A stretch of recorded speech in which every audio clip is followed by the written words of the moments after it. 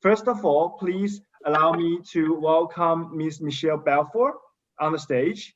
Ms. Michele Belfor is currently is a 22-year-old sexual and reproductive health and rights advocate from Suriname and a coordination consultant for the UN Suriname. She has represented Suriname on an international level as the first woman delivered young leader in 2018. As of October 2020, Michele is the official representative for the Caribbean region in the UN Women Leader in the UN Women Youth Task Force for Beijing 25. The floor is yours, Michele. Thank you very much, Gao Chang, and thank you to the speakers before me. So I want to start by saying that there are over 1 billion young people between the ages of 15 and 24 worldwide, and we have more young people in the world than ever before. And we know that the reproductive and sexual health decisions young people make today affect the present, the future, and ultimately the health and well-being of countries and nations.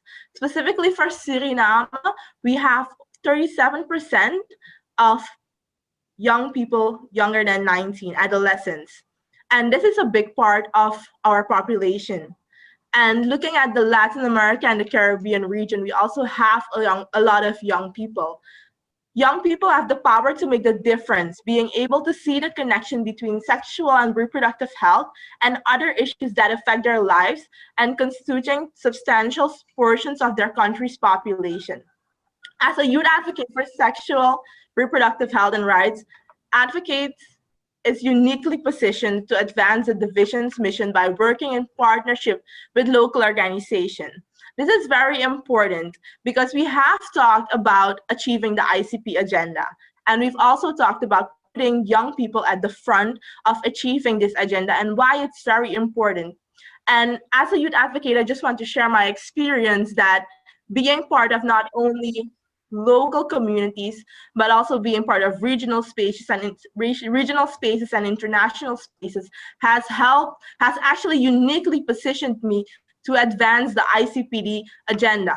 And this I have done by working in partnership with local organizations to address young people's needs and respecting meaningful engagement of young people, and also facilitating young people's engagement with key stakeholders and opportunity to raise our voices, and also connecting different constituencies that impact the lives of young people in the global South. So when we talk about expanding meaningful youth engagement and leadership to push forward the ICPD agenda on all fronts, I believe that's important to engage more young people in formal political spaces. And this is very important to also create space for intergenerational dialogues. We know that young people have innovative ideas, new ideas, and also are a big part of our community, our society. And we need to include them not only in taking this decision, but also in the implementation. Creating these intergenerational dialogues is important because we know that a lot of policymakers are also of the older generation. And we need to ensure that young people have a seat at the table to make these decisions. It goes further than just giving advice. We don't only need young people to give their advice. We need to ensure that it's not only symbolic participation, but that the decision also include young people's views and opinions, and that they are also very included in the implementation of these solutions. The second part is that the socio-economic response of countries to COVID-19 in the global South needs to be created with young people. We need to ensure that young people have a say in how the socio-economic response, what this will look like. And it also needs to have a youth component. As the speaker before me, Mr. Zaman Akhtur, I believe, also stated that when he talked about leaving no one behind, it is also known that in a pandemic, the most vulnerable fall further behind, and these are young people and women. We need to ensure that the socio-economic response is a whole of society response in one where we leave no one behind, and especially look at the needs of young people. Because post-COVID, or even in times of COVID, young people are still not only the present, but the future as well. And if we want to not only achieve the ICPD agenda, the promise of the ICPD, and also the sustainable development goals by 2030, we need to ensure that these needs are met. The third far more important element for me is creating more safe spaces for South-South cooperation to foster youth leadership through training of youth leaders. The best ideas and even the best coalitions come from safe spaces for South-South cooperation. Being in Suriname, an example, bringing me together in a space with another person from the region, an example, someone from even Argentina or someone from Kenya, can open new avenues for us because we have the opportunity not only share our experience, share our ideas, the obstacles that we face, and look together for solutions.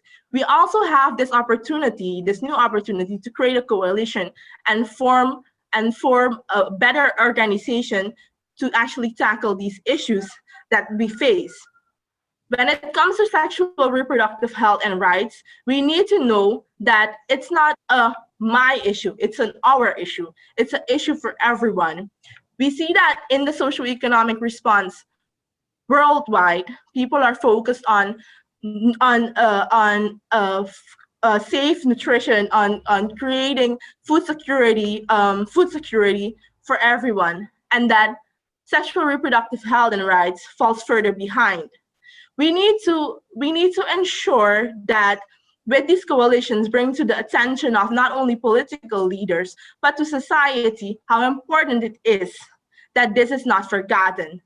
Because in order for young people to reach their full potential, they need to be able to do family planning. It starts there. And if you're able to do family planning, you're able to determine how many children you will have. And when you're able to do that, you are able to reach your full potential. You will be able to reach your full potential. It has a lot of components, and this still needs to be on the agenda. Because maybe not today, but within the next 5 years, within the next 10 years, within the decade of action, where actually action should have been taken, we will fall further behind because these needs were not met of young people. And we will have a society where young people will not be able to work and there will not be as much economic benefit to young people. When that opportunity is there, where we have more young people than ever before, we need to harness this. And that's why it's important to create coalitions, share ideas, to come up with solutions on how to make the ICPD agenda more relevant to leaders, to not only discuss the social part of it, but also the economic part, because that is what governments are mostly interested in as well, to bring to their attention the economic benefit to it. Aside from that, building capacity through technical assistance and training of youth-led and youth-serving organizations in the Global South is also needed. And then I'm looking towards the United Nations Population Fund. This organization, together with the sister organizations, looking at UN Women as well, looking at organizations that work on development, as UNDP, are very important because we know that technical assistance for youth and young people is very important. Support goes further than only engaging young people in these platforms. We need to ensure that there is a follow-up, that they are able to strengthen their organization on the ground. We need to provide these organizations with training on how to do not only just advocacy, but political advocacy as well, to really get into these spaces with political leaders, because we have a lot of grassroots young people on the ground.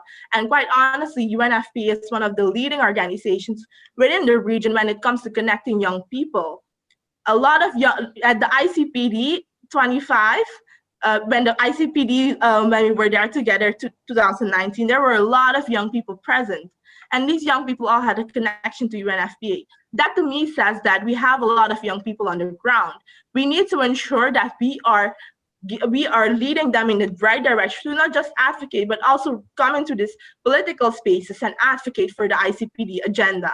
And quite honestly, that sometimes requires some technical assistance and training to these youth organizations. An example of this is also in correlation with creating more safe spaces.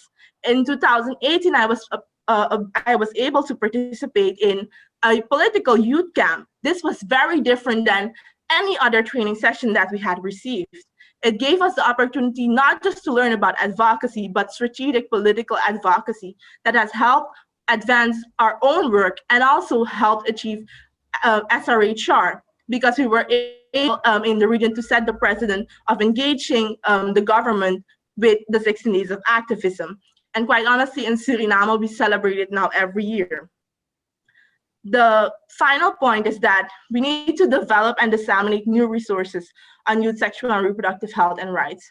We need to stay updated. That is very important. Now we also need to adjust to the new world. We're living in a post-COVID-19 world. Post-COVID, also we can say, as the minister has mentioned, we're still in full effect because it's still happening, but there are some positive effects to it. In terms of technology, we see that a lot of people use the internet. I am in I'm very honored to be in this session together today with all of you. And quite honestly, I'm not sure if this would be so easy if Zoom was not there and the internet was not there. So we're able to be in a lot more spaces than before.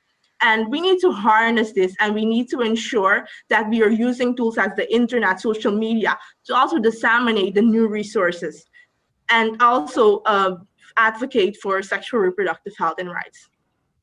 And I wanna finalize by saying that young people are always to put at the front of achieving the ICPD agenda, because we need to create these solutions with young people, and we also need to include them in the implementation. We need to ensure that we get them into these intergenerational spaces to advocate for our rights, because we need to ensure that we are not creating a pandemic within this pandemic. Thank you very much, Goshan.